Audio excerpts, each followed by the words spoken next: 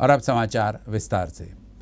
राष्ट्रवादी Congress party के प्रदेश अध्यक्ष जयंत पाटिल शनिवार को बुल्ढाना जिले के दौरे पर थे। इस दरमियान उन्होंने शेगांव में शिंदे सरकार की आलोचना की। उन्होंने शिंदे फडणवीस सरकार पर निशाना साधते हुए कहा कि महाराष्ट्र सरकार सिर्फ घोषणाएं कर रही है लेकिन अमल में नहीं ला रही है। इस मौके पर उन्होंने अलग अलग मुद्दों पर अपनी प्रतिक्रिया दी। नवीन सरकार आहे, सात घोषणा करतायत। महाराष्ट्रात पूर आणि अतिवृष्टीने संकटात असलेल्या शेतकऱ्याला सगळी मदत कागदावरच आहे, प्रत्यक्षात अजून मिळाली जो आहे तो त्यांनी त्यांच्यावर आघाडी केली आहे।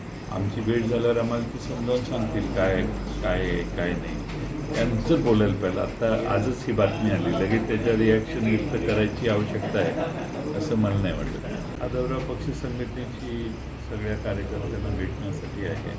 प्रत्येक जिल्ह्यात जाऊन मी करतोय, त्यामुळं विधानसभेचं अधिवेशन संपल्यानंतर हा दौरा लगेच सुरू केला।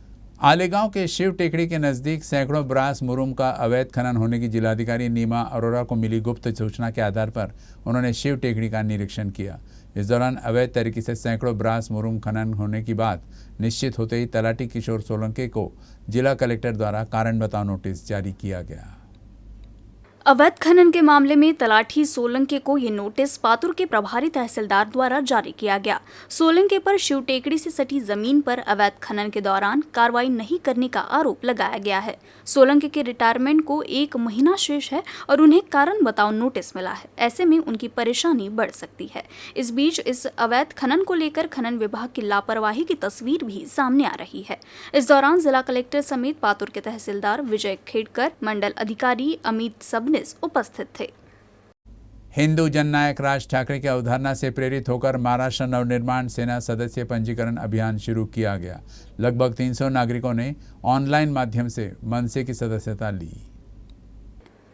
महाराष्ट्र में 6 पार्टी होने के बावजूद हमें महाराष्ट्र नवनिर्माण सेना के सदस्य क्यों बनना चाहिए, इस बारे में जिलाध्यक्ष पंकज साबले ने अपने विचार व्यक्त किए। इस अभियान में सदस्य के रूप में पंजीकरण करने वाले लोगों ने कहा कि वे मनसे की सदस्यता स्वीकार कर रहे हैं क्योंकि वे राज ठाकरे के विचारों और हिंदू धर्म की उनकी अटूट भूमिका और मनसे के कामकाज में विश्वास करते हैं। इस अवसर पर मनसे पदाधिकारियों ने संकल्प लिया कि वे मनसे सदस्यता पंजीकरण अभियान को पूरे जिले में लागू करेंगे। इस अवसर पर मनसे जिला उपाध्यक्ष जय मालोकार, आकाश शेजे, संदीप भिसे, राजेश ठुमरे, अनुदीप देशमुख, गजानन धावले, प्रतीक धावले आदि कार्यकर्ता उपस्थित थे।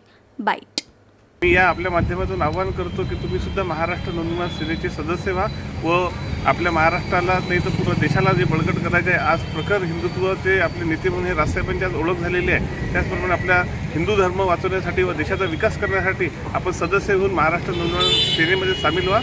निम्बाग क्षेत्र में शैक्षणिक, सामाजिक, ग्रामीण विकास एवं विभिन्न क्षेत्रों में उत्कृष्ट कार्य करने वाले स्वर्गीय श्रीधरराव देशमुख की जन्म शताब्दी के अवसर पर 1000 पेड़ लगाए गए हैं।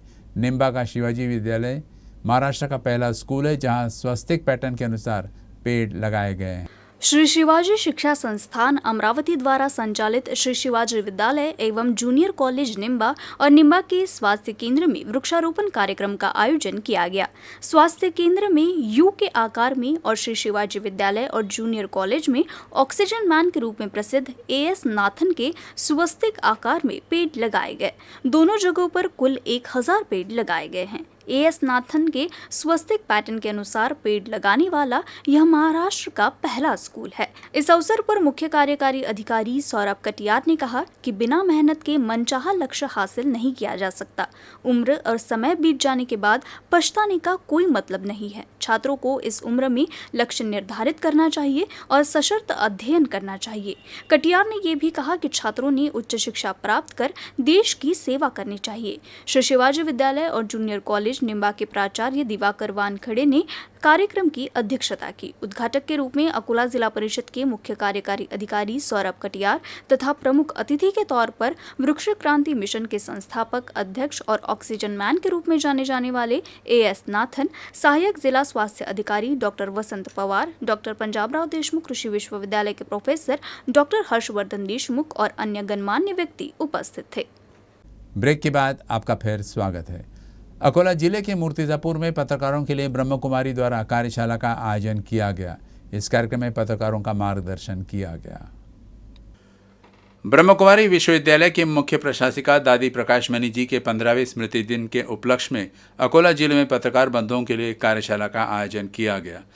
पीएल शिरसाट प्रणीत ग्रामीण पत्रकार संघ और ब्रह्मकुमारी केंद्र हिरपुर के संयुक्त तत्वावधान में आयोजित इस कार्यशाला में पत्रकार बंधुओं को सकारात्मक पत्रकारिता के दृष्टिकोण से पत्रकारिता करने की सलाह देते हुए BK प्रमोद भाई ने मार्गदर्शन किया।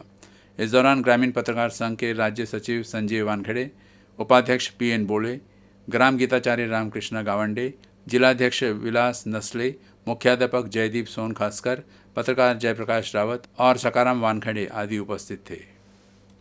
आकोट तहसील के उमरा गांव में पोला के दूसरे दिन बैलों के प्रति कृतज्ञता व्यक्त करने के लिए आयोजित द्वारका उत्सव उत्साह के साथ संपन्न हुआ।